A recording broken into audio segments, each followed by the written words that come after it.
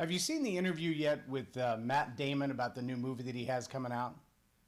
It's pretty fascinating. I saw bits and pieces of it on the web in various places, but one of the things that really struck me about Matt Damon's comments was when he said they took us into their home. We had a backyard barbecue, and somebody brought out a guitar and we started singing songs. And then he made this powerful, powerful comment, and it's probably one of the most profound leadership revelations, perhaps, that he's experienced in his life, but definitely one of the most profound leadership stories you need to hear. He said, "The world they live in every day and the world I grew up in, they're not the same world. The world they live in every day and the world I grew up in are not the same world." Now, what brought that realization to the mind of Matt Damon? That's what we're going to talk about today.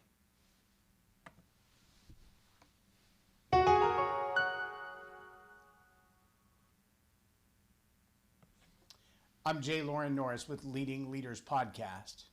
See, Matt Damon had an experience because he was doing what anybody should do if they're going to be in the public eye for any period of time, and that is, he was doing his homework. He was doing his research.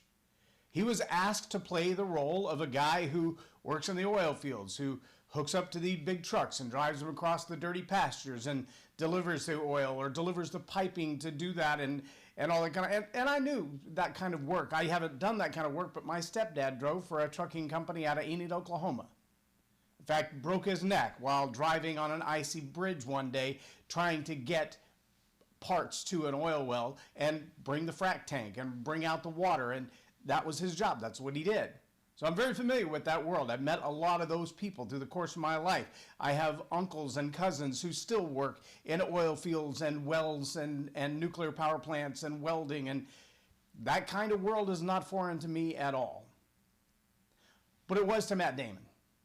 And so for Matt Damon to do the job as an actor playing one of those characters, he had to get to know the character in order to get in character. And so he packed his bags and he went to, of all places, Oklahoma.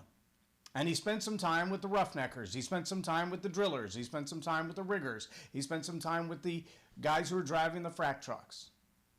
And in his interview, he says, "It was fascinating to me because everything is big and nothing is close, and you can't get anywhere without a long drive. And we would drive from one well to the other, and we would be on these big giant roads and these big giant trucks." And as he was explaining this, to me it all seemed like familiar territory, but I can imagine for somebody who's never left Hollywood, that's a drastic difference. Let me add my own nuance to that. I do remember a day that we were at a wedding here in the DFW area, but further west toward Aledo, and the parents of the groom were from Brooklyn, New York. They had never left New York, had never been outside the state of New York ever in their lives. They landed at DFW Airport. They got in a shuttle bus. They drove them straight out to this horse ranch where this guy trained horses for the purpose of rodeo, barrel racing, calf roping, that kind of thing. And so he had a few cows around that he would use for training. One of those was a Brahma bull. And that old Brahma bull would stand at the fence and watch all these people get off the bus. And I think the most staggering thing to me was watching the mother of the groom walk up to the fence thinking she was going to put her hands around the neck of the bull for a photo op. And several of us had to warn her and physically get in the way and say that is not a pet. He may act like he's friendly for the moment, but he will stomp you for no reason at all, because that's what Brahma bulls do. She was so outside of her element, so far outside of her element, she had no idea the risk that she was in. The same thing happens when you take somebody like myself, a small town boy from a small town in the middle of nowhere, and drop them in the middle of Manhattan. I've never been robbed at gunpoint. I've never had anybody near me that had that kind of mindset that would think of that. So when I walked the streets of New York, I didn't think of myself as a potential victim. That doesn't mean I wasn't. I just didn't realize that it could be that close, that it could be that real in a second. The same in the streets of Kinshasa, 11.5 million people. I was the only one in white, the only one with white skin and a bright pink shirt. I didn't feel like I was afraid because I've never been intimidated in a moment like that because I've never experienced it. See, here's what I want you to know about leadership. The stories of your life are the most profound tool that you have as a leader. The things that you've lived through, the experiences of your life, are the most profound tool that you have as a leader. Can you imagine if Matt Damon had tried to fill that role, acting as if he were a guy from the Midwest, a guy who had worked on oil wells, a guy who had done the job of an oil rigger or done the job out there in the fields, having never been there, having never met someone who's been there? Can you imagine how fake that role would have been? Can you imagine how unrealistic that role would have been? Can you imagine how pitiful that movie would have been if everybody in the movie was pretending a role they had never even witnessed or encountered? But see, we see leaders do that every day.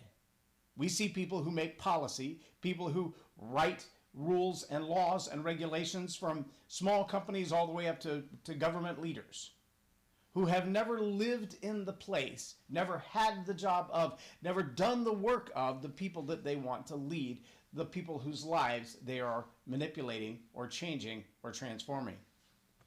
See, when we see someone who's willing to say, back up for a minute, I think I know what that looks like. I think I have an idea how these policies will impact them, but I want to know for sure.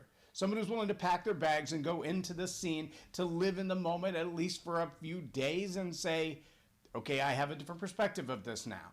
I now better understand this. That's the kind of leadership we need. But we also need to understand that the story that Matt Damon told when he came back from that experience was deep-seated with a whole lot of shock and awe in his own life. You can hear it in his voice. You can see it in his face in the interview. When he said, these are people who voted for Trump and they were nice to me. These are people who shop in Walmart and they were nice to me. These were people who own guns and they were nice to me.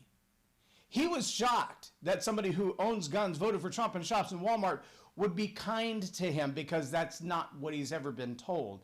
It's not something he's ever experienced. And I'm telling you right now, your leadership is directly impacted by the stories that you tell. When you live the life of honesty and integrity, when you live a life that's kind to people, when you live a life that is different than what anybody else has seen,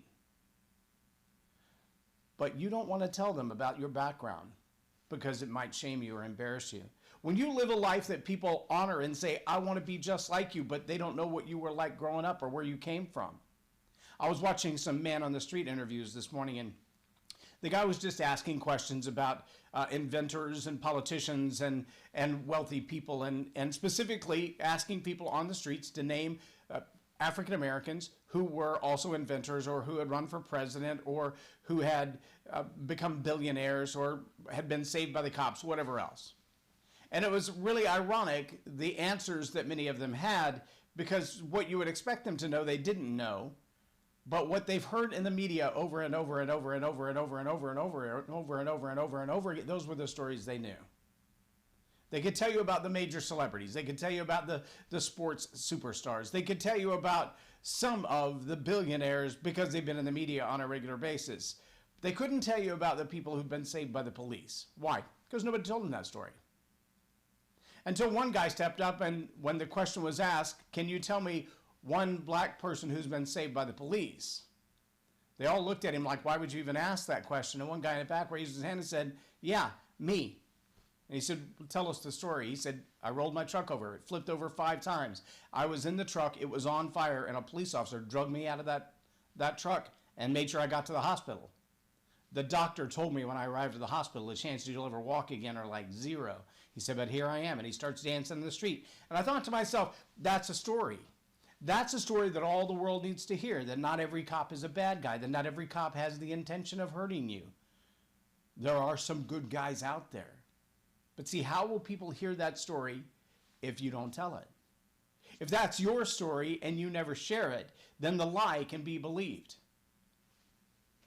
Listen, if you are in leadership, that means you influence people. That means the decisions you make every day, the actions that you take every day, the attitudes that you hold every day are influencing the behavior, the actions, and the attitudes of other people. And if you're not willing to tell the story of how you came to the conclusions that you hold, how did you come to those ideas? What makes you think like you think? Why do you believe what you believe? What background do you have? What experience have you had? If you're not willing to share those stories with other people, then they're going to see you as a fraud. You're going to be like Matt Damon, having never met the people he's portraying in a film. Every day you have a chance. Every day you have a chance to influence people. Every day you have a chance to share the stories of how you've come to the conclusions that you hold. You also have the chance every day to hear the story of someone else who perhaps has a different opinion, perhaps has a different attitude, perhaps has a different outlook on life. Oh, your story is the most powerful thing and the most powerful tool in leadership. That's why I call it story power. But the power of somebody else's story to change the way you think, it's just as real. You've got to take time as a leader to both tell your story and listen to the story of others. Because those little stories, those little nuances of how you've come to the conclusions that you hold, they are world-changing. I challenge you to take the time not only to tell the story of your life, but to ask of the stories of the people that you lead. It might change the way you view the world. I'm Loren Norris with Leading Leaders Podcast for Tell It Like It Is TV. Have a blessed day.